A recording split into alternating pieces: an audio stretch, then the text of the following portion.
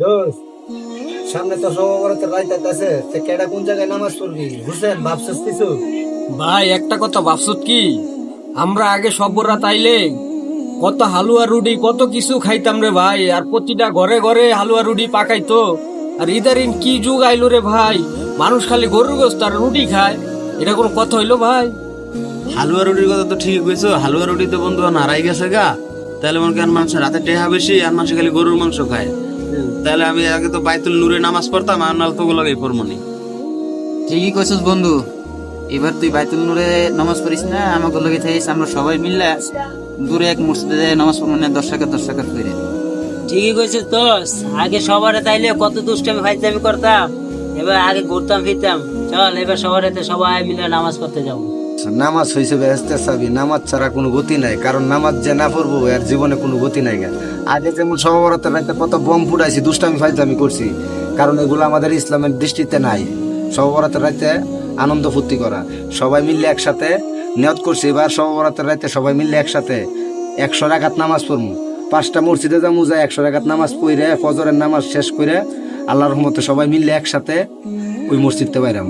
কিরে, ওই যে ছোট ভাই সাগর আইছে, আরে ডাক দে, ওরে দাওয়াত দিতেইব আজকে। সাগর আয়, বাইরে দিকে আয়, একটু বহ, তোর লোক একটু কথা কই। আয় ভাই দাঁড়াও আইতাছি।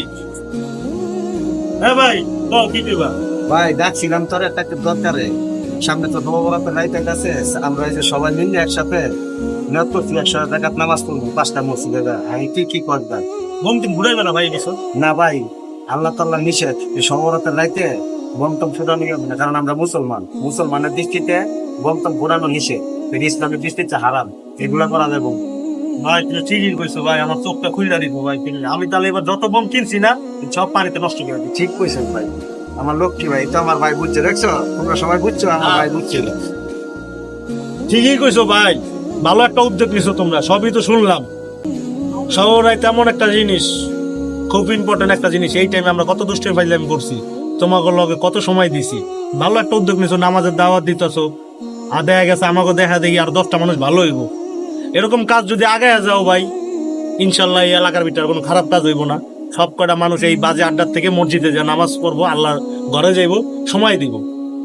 তো এমন যেই ঘটনা শুনলাম, এই সবে বরাতের রাইতের যে ঐতিহ্যবাহী হালুয়া রুটি, এই বছর আমি দাওয়াত দিলাম ভাই, তুমগো ব্যাকের দাওয়াত। আমার বাসায় আইবা, রুটি আলুয়া খাবা, আবার এই ঐতিহ্যবাহী জিনিসটা ফুটে তুলবো। কি কও তোমরা সবাই? ঠিক আছে ভাই, ঠিক আছে। তাহলে ভাই চলো, আমরা আস্তে আস্তে যত লোক পাই সবাই দাওয়াত দিয়ে দেবো। আসসালামু আলাইকুম। যদি আমাদের ভিডিওটা দেখে আপনাদের ভালো লাগে তাহলে সাবস্ক্রাইব করে বেল বাটনটা অন করে আমাদের পাশে থাকবেন।